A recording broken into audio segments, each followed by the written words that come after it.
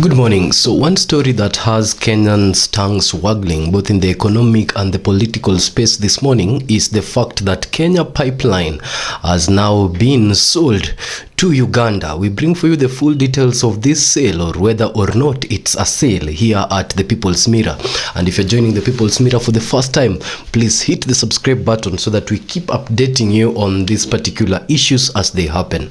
So a lot has happened in Uganda in the past 1 week. Last week it began with a collaboration between Uganda and Tanzania to have the port of Tanga bring in more resources and more oil products to the Ugandan government. Uganda is trying to do this to grow, or rather enlarge, its oil and gas production.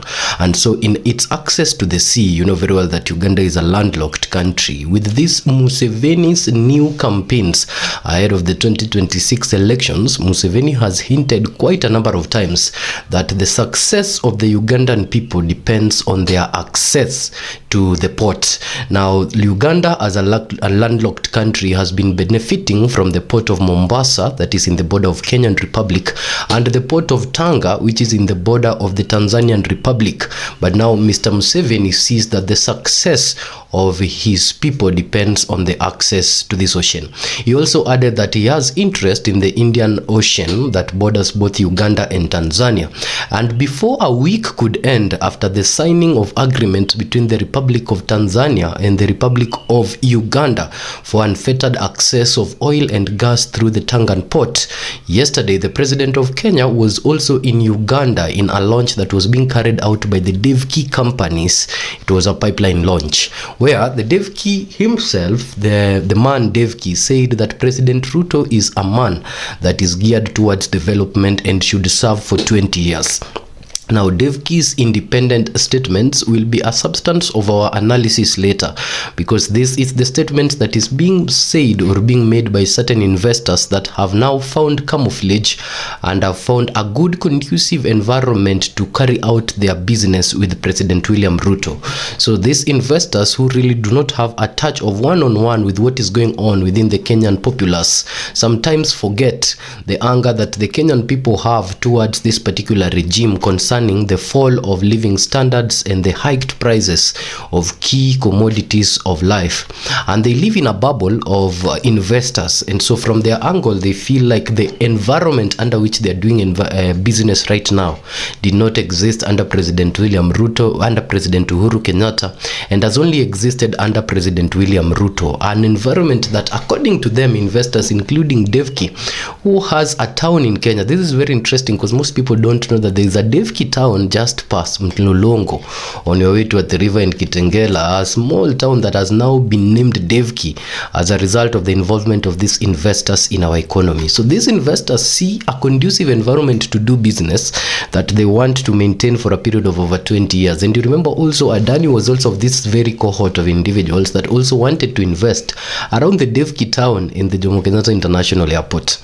Now, Devki aside, let us go back to the substance of this episode, the Kenya Pipeline, and whether or not it is being sold to Uganda or it is a joint extension agreement between Kenya and Uganda. You see, unlike the Tanga agreement where Uganda and Tanzania have gotten into a formal signed agreement to have unfettered access of oil and gas going through the Tanga port to Uganda, and with the statements of Honorable Museveni as part of his campaigning statements ahead of the elections that will be held in 2026, there are concerns that Uganda might trigger something that will give them unfettered access to the port. Whether this concern will be witnessed through the Ugandan-Kenya border or through the Ugandan-Tanzanian border, we do not know yet.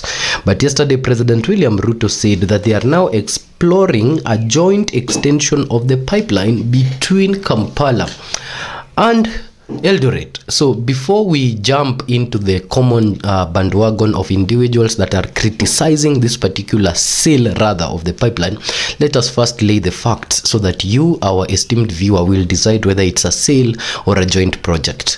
From the statements of President Ruto, it needs to be a joint extension of this particular pipeline between Eldoret and Kampala. And you know very well that trade routes historically, from the time of the transatlantic trade to the time time of the trans-Saharan trade and all alike, trade routes are always the key access to resources.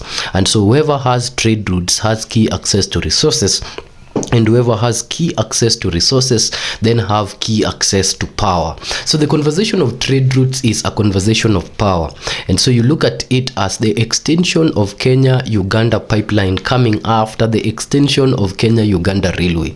Essentially, when the Kenya-Uganda railway was being made, the Kenyan interest as a citizen or a taxpayer was not much of it, because the Kenya-Uganda railway was being built by a colonizer who wanted unfettered access to the hinterland of Uganda. Now, the Kenya pipeline is a creation of the Kenyan government that is for a long time been sustained by the taxes that are taken from the Kenyan citizens. Its extension into Uganda as a partnership between republics requires some level of approval and consultation from the Kenyan people. But remember, sometimes back, the sale of this particular KPC was already a conversation that was going on, and the late Raila Amolo Odinga even commented on it, saying that KPC will not go anywhere. There is no individual that will come and take it from Kenya. And so its renovation going to the private sector hands just requires its efficient running, and in any way does not take the pipeline away from Kenya.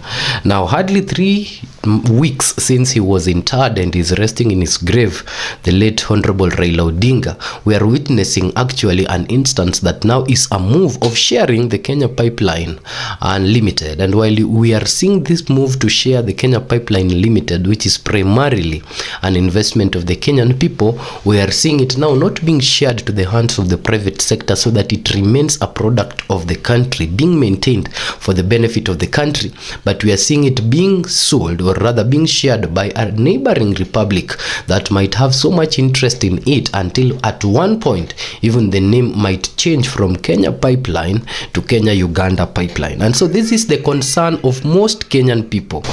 So then what stemmed this speech from President Ruto to actually propagate the statement of saying that now there is a need to extend this pipeline to Uganda? Yesterday there was a Devgi Group launch in Uganda. Devgi Group of companies was actually launching a piping line in Uganda, and so this is the place where the statements that we started with were also made, that President Ruto is a president that, according to the Devgi Group, and specifically Devgi, is an individual that should rule for 20 years. Now, Kenya Pipeline, built on the taxpayers' money, was the subject of this discussion, and so Ruto, while playing in the statements, or rather in the fantasies of Honorable Museveni, was wanted unfettered access to this particular part of the ocean, gave that access, or extended a hand to give that access by saying that they can jointly liaise and work on the extension of this pipeline to run from now where it is in Eldoret all the way to Kampala. And this is happening after I've said Museveni alluded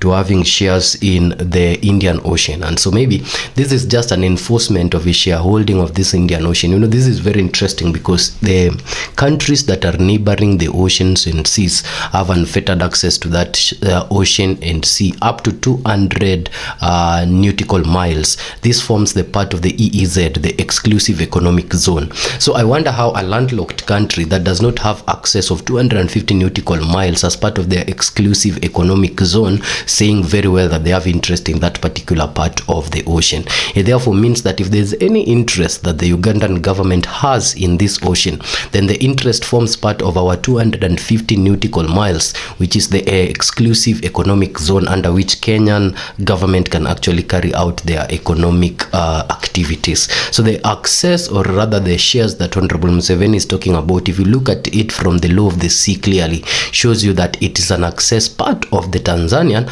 and access part of the Kenyan nautical miles. Every other conversation on this access has to go through these two countries that are bordering the ocean. And now that, as a result of that particular access, now is being given the opportunity to extend this pipeline from Eldoret to Kampala so that it can have access to the sea, and the close and smooth movement of oil and gas products can also be done now to Uganda through this pipeline without a delay being on the road as they have previously been done. Now, this is the trending story in Uganda now, that they will be having their oil and gas getting in faster from the port of Tanga, and also faster through a pipeline created in Kenyan jurisdiction with the Kenyan permission. So yeah, the Uganda looks like is taking an opportunity of control of East Africa. It might be a small country, but it has a population of around 45 million people, which is 6 million or 7 million shy of the population of the Kenyan people. And so control over the East African area is a conversation that is going on. And as I started saying, ladies and gentlemen, it is he who has access to trade routes that often has unfettered access to control. And Uganda primarily sits as the country that hosts the hugest chunk of the Lake Victoria, which is the number one tropical lake actually in the whole world, and it's also a freshwater lake in Africa that has access to things like fish, and is also a navigable movement tool for the East African countries. Now, this particular lake is also the sitting bank that is the origin of the Nile River.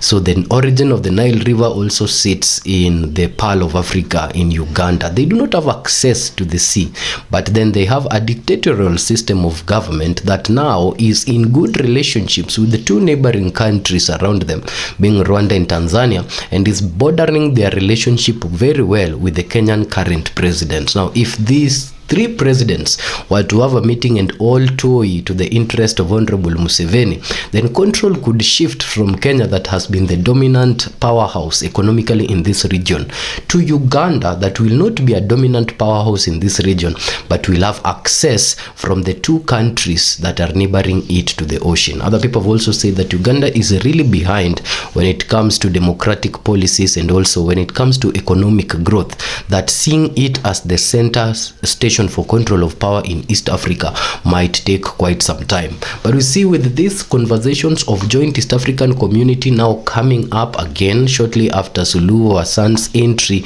into her position as president, with all these allegations and attacks that were aimed at the democracy of Tanzania. Yet a week and a half later, all those tensions have been quelled and she's serving.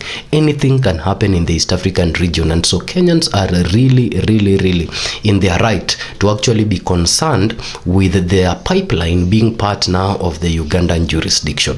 Now, because these statements were made outside our jurisdiction by our president, we hope that if this extension was to take place, then these statements also have to be made locally, and relevant bodies that needs to be consulted before this arrangement is arrived at also should be consulted. But as it stands now, the fear should be held. Our pipeline has not been sold. The only conversation that is going on is a liaison conversation to extend it from Eldoret to Kampala at the expense of the extending states, and that is the People's Mirror.